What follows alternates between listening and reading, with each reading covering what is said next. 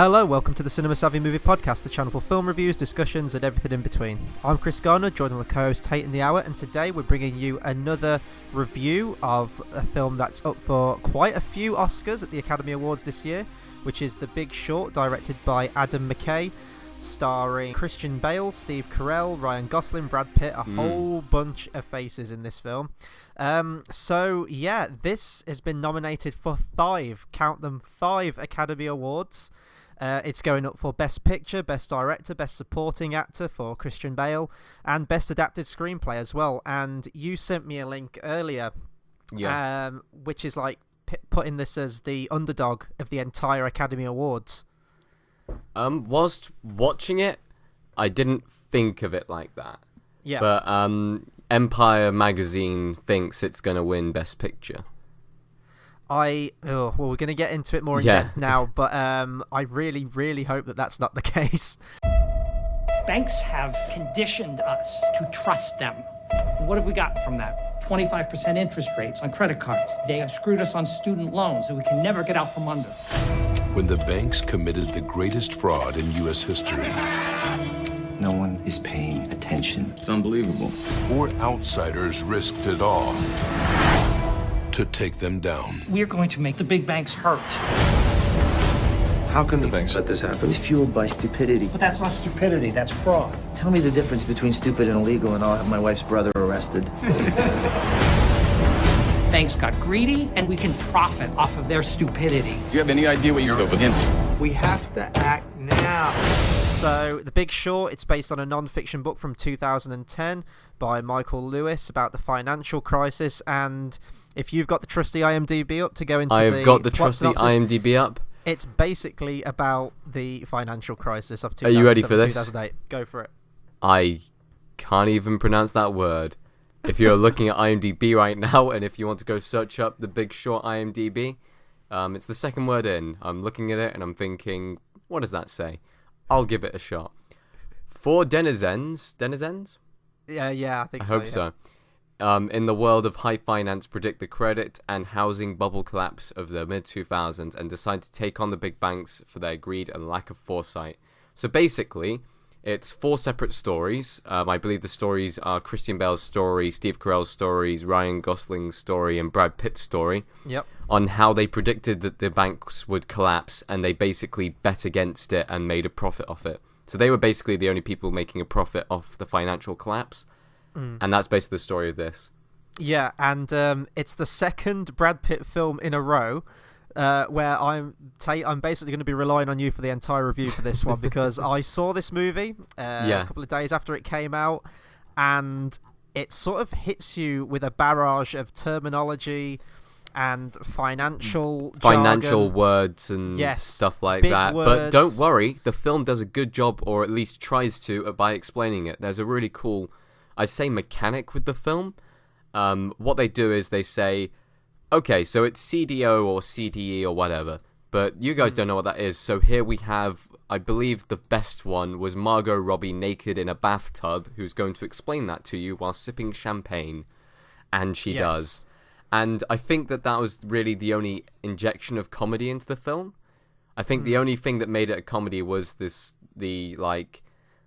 interjections of how to explain banking done by various different people, famous chefs. Selena Gomez appears at one point. You got the Margot Robbie thing. You've got like NBA players and stuff like that, and it is quite funny in those parts. But like, I've heard people calling this a comedy, and I'm just thinking, once again, this ain't a comedy. No, and those sort of interlude bits that they add in really are sort of just dropped like halfway through, and then the tone of it becomes very sort of serious. And again, like our review on Joy, it doesn't really feel very focused. That stuff was fun with like the Margot Robbie, but I think that stuff would have worked well. It would have worked especially well in things like Wolf of Wall Street, and that's going to be the first of many comparisons I draw back to Wolf of Wall Street. However, I like Scorsese. I really do like Scorsese, and I liked the characters in that film. I think the problem with this film is the characters, you can't connect with them, because in a way you think, well, they profited from a situation where we all got screwed over. So how does that make us like these characters? Yeah, and I'm just looking at the director now. He has done Anchorman 2 and the other guys, Step Brothers, and the first Anchorman as well. He's and done this a is lot the of first sort of... serious comedy that he's done. Yes. I should have said this. This is without a doubt the hardest review I've had to do alongside Moneyball, because no, Moneyball was okay because I knew the sporting terminology and I yeah. kind of knew how the trading system worked. This I know nothing about. Yeah, and like with Wolf of Wall Street, like there's even a scene where Leonardo DiCaprio's sort of addressing the audience, and he's going on this whole spiel about, you know, investing and stuff like that, and he just cuts himself off halfway through and he goes, you know what, you don't need to understand that. Bottom line is, this happened. Yeah. Whereas this film, it constantly keeps talking to you like you know what it's all about, and yes, it'll sort of explain what one term means here and there, but it's not enough, and you are sort of, your brain can only take in so much information at one time that it does become very sort of complex, to the point where if you asked me to explain this movie now, I physically couldn't, and I'm having would a just really... say the 2000s banking crisis. Yes. And I'd like pass it off to people that are much more knowledgeable about me about some money. of the dialogue in the film is quite quick. Yeah. And I wouldn't say like... It's difficult. I'd say it was good dialogue. It was quick, but I wouldn't say it was like dramatic or like good. I'd say if this film was released any time outside of Oscar season, it would have been nominated for an Oscar. Yeah. And but that's usually how I judge films that do get nominated. Yeah. When it comes down to it, like, what you have to bring it to is it a good or is it a bad film? I don't think it's a bad film. I think it's an okay film, but it is very forgettable.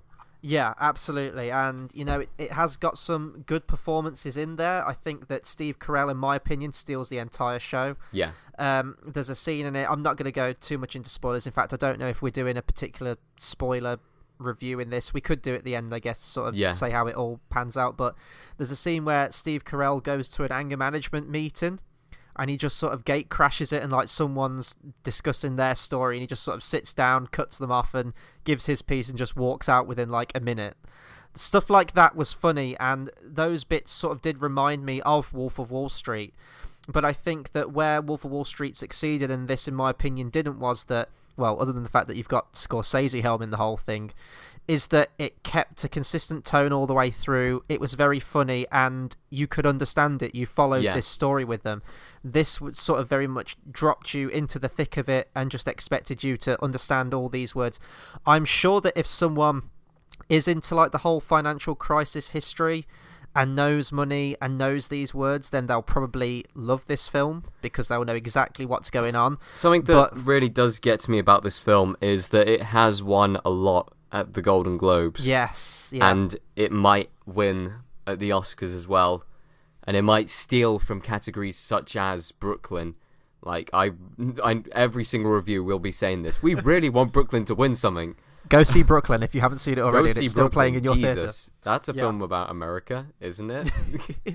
But this one, best screenplay, best motion picture, comedy or musical, best performance by an actor in a comedy or musical, and best supporting actor, which means basically it's playing second fiddle to the drama categories, but it could still win, and that would be technically the second year in a row that a comedy has won best picture, wouldn't it be? I mean, yeah. Birdman's kind of a comedy. Yeah, it's a dark comedy, I would say. Yeah. God, if this wins, I'm gonna be a very depressed man on our live stream of the Oscars that we do. But if Brooklyn wins, though. that will be like the victory at the end of Rocky, where like the music will start playing randomly. Oh man. But yeah, I'm really okay. Let's talk about performances a bit more here. So you've got Ryan Gosling, who's just sort of there. Brad Pitt's fine. He turns in a decent performance. He's not in it all that much, but he's fine. I have to say though, Ryan Gosling, like, I've seen him in Drive, which I think is still his best performance. Yeah. I've seen him in a place. Is it a place beyond the Pines? I believe so. I'll check that up if you. Yeah. Yeah. I've seen him in that, and he was quite good in that. For what time he was in that. But like this performance, he just disappears into the background, and I think he is meant to be the main focus of the story, and yet he doesn't really do much. And same with Christian Bale. Like, Christian Bale wins or was won Best Supporting Actor at the Golden Globes and has been nominated again as the only acting nomination from this film. But like, I swear he does nothing in this film. No, he plays drums for a bit, and he writes things on a board for about a minute, and that's it. Yeah, absolutely. And you sort of summed it up there. If you ask me, a lot of stuff happens in this movie. Yeah. But if you ask me to explain it or describe to a person who hasn't seen this film what happened, I really couldn't. It's just a lot of sort of nothing happening. And I saw it. I've seen it twice now. I've seen it when it first came out, and then I saw it like literally just the other day. And once again, I left the cinema thinking, okay, that was a film. Yeah. Big deal. I think this film's just going to disappear even more than Joy, because I thought Joy was probably going to disappear, but thinking about it now, it's in that reign of films that may be able to gain a slight cult following. This film has literally nothing going for it other than the fact that it came out Oscar season. Critically, though, it's doing pretty well. I mean, it was done on a budget of 28 million. Or all the critics people who were there at the banking crisis. Yeah, or profited from it somehow, yeah. It's made 91.9 back, and sort of where it's sitting on Rotten Tomatoes, it's got an 88%. It didn't feel like a long film, but it was just over 2 hours long. Yeah, but I did find myself sort of zoning out quite a lot in this movie and just sort of willing it to be over. Going back to Christian Bale, though, winning Best Supporting, and he's obviously been nominated for the Academy Award for it as well, I really don't see why it's not one of his best performances. He's just sort of playing Christian Bale throughout it, really. His character is a little awkward, I guess, a little socially awkward. He just sort of sits behind a computer and then occasionally plays drums to some really actually awesome music. Like, I liked the soundtrack in this movie a lot more than the movie itself. I think he plays along to a Metallica song at one point, some Anthrax, that's all the stuff I'm kind of into. But yeah, beside that, I really like, even in terms of this review now, I really don't know what else I can talk about it. I actually have something to say about the film, because I reckon this film may have been better if it was slightly longer. Oh God. No, hear me out. Hear me out here. Okay. So what you do is you focus more on the whole explaining of the things. You bring in loads more people. Make sure that people know. Like, keep on reminding people, like, looking to the screen and breaking the fourth wall to keep on reminding people what they're actually watching. Because something that I did get lost in was they had, let me count them out. They had 1, 2, 3, 4, 5 different breaks in the film just to explain what was going on. Yeah. And I'd say that in those 5, I forgot about them almost immediately afterwards. Like, I just remembered, oh yeah, Margot Robbie in a bathtub, and then there's Selena Gomez in a casino, and then there's Anthony Bourdain cooking something. But if the characters also broke the fourth wall, like, that would have been better. Yeah. And it would have given us more time to understand what was really going on with the film, actually gain a connection to the characters because they're speaking to you directly. And that may have helped it out. But where it stands at the moment, I feel like this film it's a film where I would say I don't really want it to win anything at the Oscars. I don't think it deserves to win anything at the Oscars. It wasn't the best in any field by far, and if it does win anything at all, not only will I be angry, surprised, and shocked, but I feel like it just wouldn't deserve it. Yeah, no, I completely agree, and I'm going to go out on a limb here and say this is the worst Oscar film I've seen so far. For this year, mind you, this year. Yeah, I still need to see Spotlight. That comes out, I don't know if it's out at our cinemas already. It came out today from when we're recording. So I'm going to try and get to see that at some point in the week, and then we've got Trumbo. We should have a review out for that around the 8th. But I don't know if it's a bad film. I think it's just poorly executed. Like, I think if you'd have put this film in the hands of a more competent director, maybe focus the screenplay up more, as you said, like with the whole breaking the fourth wall aspect of the film, that was sort of working, but then when it gets to the main cast of characters, they just sort of drop that entire mechanic. And I think that you're right. If you had have had Steve Carell or Christian Bale talking directly to the viewer and explaining something, I think that it would have kept the audience going along with it, so you taken in all the information of it. What I think it's going to come down to, and I guess this is sort of my recommendation, I don't know if there's anything we can talk about in spoilers, maybe just the ending, but I think it comes down to whether you are somewhat knowledgeable about this whole occasion or money and things like that, because me, I'm just a casual viewer. I know nothing about money and crisis. I know that I have a bank that I go to either deposit or withdraw money, and that's about it. So as a casual viewer, I don't think it does an effective job of getting you on board with what's happening, with keeping you interested and explaining it in bite-sized chunks to get people interested into the movie. Whereas I think that if someone's hardcore into the knowledge and the history of what happened with this, then they're going to love this because it's all laid out for them. They know everything from the get-go. I think that if you want to watch a movie like this, just go and see Wolf of Wall Street, because it's a better movie. It deals with some aspect of money. DiCaprio is fantastic in that movie, and you do have the Margot Robbie link between the two. That's a longer movie. Wolf of Wall Street, I think, is pretty much bang on 3 hours, and that's a film that really doesn't feel like 3 hours. No. That the pacing of that movie is I think the fantastic. comedy as well. That and I mean, was Wolf of Wall Street movie, even does have some serious scenes in with drama, like some cutaways. Probably the bit where they both take the lewds and they're scrambling around on the floor, but then you'll see like a shot of the daughter like looking at her dad just like being an idiot and stuff. So stuff like that works. Whereas in this, you're right, it's so forgettable. I went to see it, I came out and I was like, I've forgotten that movie already and now I need to do a review on it. Great. So I realise this probably isn't the best review from at least me, but that's sort of my 2 cents into it anyway. Do you want to give your recommendation at all? You're watching Oscar films. This one's been nominated for a lot. Watch the film. If you're thinking, do you know what, I'm going to watch a film today, The Big Short, I heard it's a comedy, I heard it sounds good, don't bother. It isn't worth it. And I know that, like, I feel myself wanting to hate this film more because it has been nominated for stuff like that, but it isn't a bad film. It's just not a film that I'd ever want to watch again. No. Oscar or not Oscar.